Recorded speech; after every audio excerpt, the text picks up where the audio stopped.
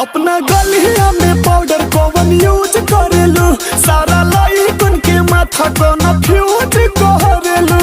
सुंदर बनी तो हमार का दोस्त बा, सुंदर बनी तो हमार का दोस्त बा। आधा पटावे आधा देख के बेहोश बा, बुझला। हाँ, आधा पटावे आधा देख के बेहोश बा।